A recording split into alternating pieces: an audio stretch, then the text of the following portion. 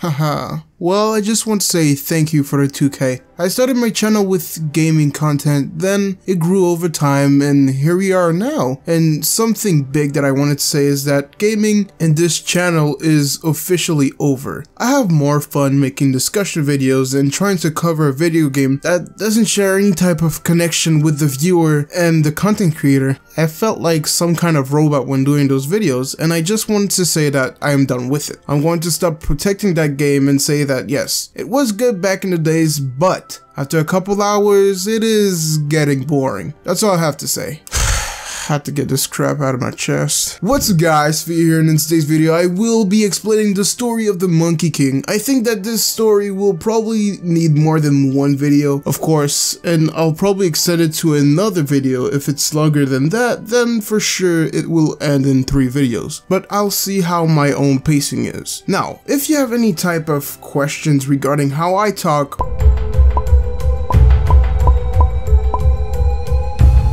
or the content itself, make sure to leave it in the comments. And don't forget to subscribe for more God of High School content. And make sure to follow me on Twitter @FearsOn. And now, let's get into the video. You don't got bread, don't hit me. Pull up the game, ain't with me. Got that bitch like whoa. Dress the sauce, I know.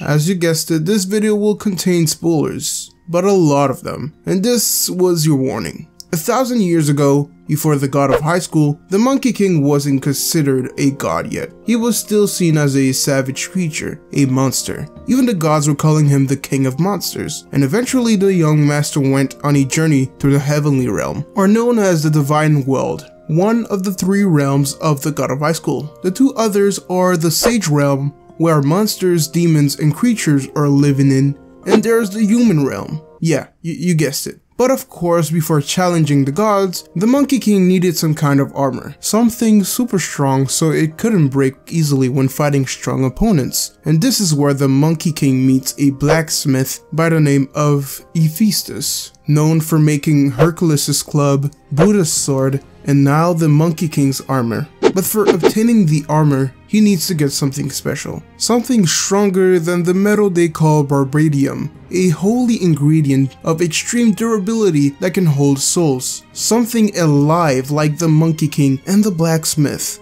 But after hearing this, the monkey refused her offer and goes on with his day. Later on, the shop was attacked by Buddha himself, burning the shop and wounding Hephaestus. Seeing this made the Monkey King having a better understanding of the gods and how corrupted they are. When people hear the word God, they think of hope, better, and mostly life. But when you realize this word is just some kind of title, you see the real nature of those demons and the sins that they all share together. Lust, pride, sloth, wrath, envy, gluttony, and greed. People used to think that gods were the heroes in this show. I mean, yeah, when you think of God of High School, gods and stuff were probably the heroes of this anime, right? Well, no. You have to remember, there are always going to be the villains one way or another.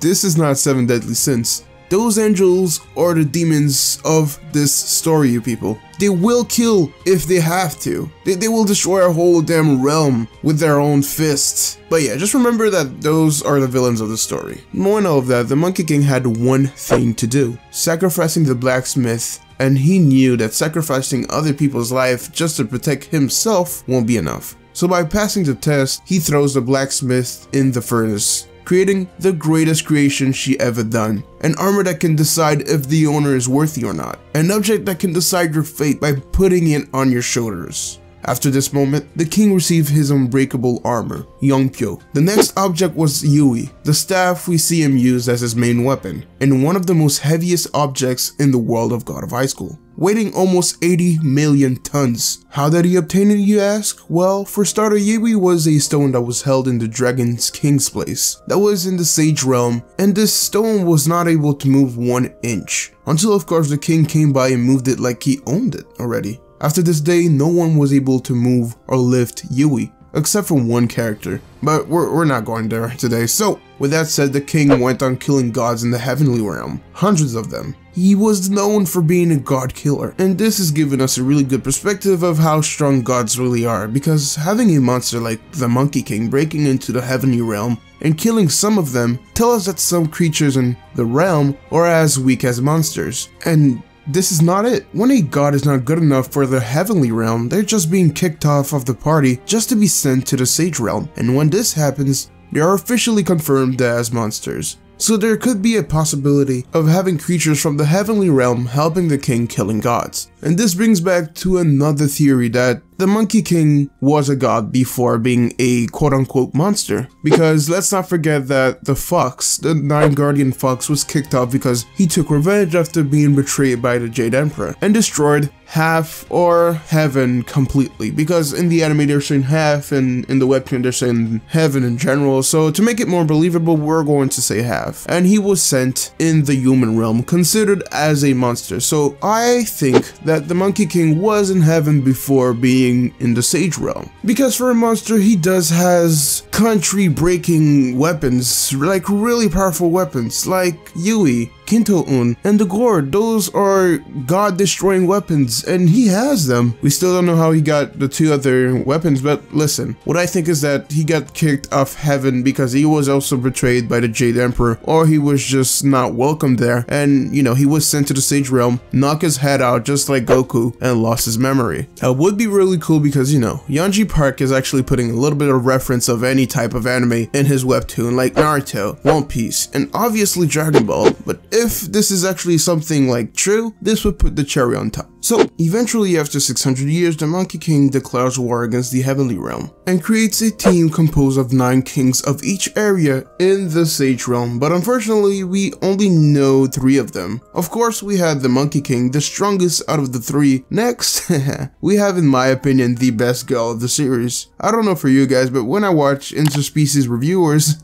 I had a thing for cowgirls, and I just can't let go of it. It's special. It's probably the fact that I love cereal more than anything, but forget about that. We have Uma, the King of Minotaurs. She believes that the Monkey King is her sworn brother because they are rivals, like really good rivals. Back in the days, the Monkey King and Uma had the same strength, and when both of their powers were combined, they could have destroyed more than just one realm. So, with that said, she wields a weapon that is similar to the Monkey King's staff, and it's a fan named Pacho, a weapon that can only be used by her and the Monkey King. But one swing from this fan could destroy a whole country. Next, we have Garuda, a demon that was found by Uma and was presented as the Lord of Chaos and Uma's little brother. At first, the Monkey King didn't really understand him. He thought that he was a nuisance to the team, but he really didn't understand the meaning of having friends or a family. He was always surrounded with his monkey army, not knowing a thing about friendship. And this is what's really interesting with this version of Morijin. He wasn't born with someone looking over him. He was just a creature known as the Monkey King, and that was it. But if you take the other one, you can see that he was surrounded with many friends and characters that was supporting him throughout the series. Even a little character like a kid or an elderly could help him, and stuff like that shows the obvious difference between pre-Mori and new Mori. So with that said, they were all prepared to fight the heavenly realm for independence and freedom. Like I said earlier, there's probably creatures from the heavenly realm who wants their revenge against gods, and the only way to do it is to destroy it. But let's not forget that the heavenly realm has an army of his own, and they are so many. They have angels, they have Nephilim, gods, high gods, heavenly princes, masters of heavenly realm, and of course on top of that you got the Jade Emperor, and on top of the Jade Emperor you got Buddha, the supreme god. And for this war there was many gods that was related to it, like the 3 princes of Natak. Those 3 brothers were nominated by the Jade Emperor, their father, for being gods of war, and every time there was a war related to them, gods basically, they would always show up. Next, we have the Nine-Tails Guardian. He was the bodyguard of the Jade Emperor, and he joined the war. And for finishing this, we have the main gods. But I won't say their names in this video because they play a big role that is so complex to explain, you guys. So I hope you enjoyed this video because I did. Making this video took me some time, but you know, Morijin's or the Monkey King's backstory is really hard to make because it's like a puzzle. They don't like put the backstory in one damn chapter. No. They have to put flashbacks in each and every one of them, and it's really hard to like put them all together like a puzzle because you don't know what came before and what came after. So hope you guys enjoyed this video. Make sure to subscribe for more God of High School content, and make sure to leave a like in this video and motivate me in the comments for making a second part for this video, and see you guys in the next one.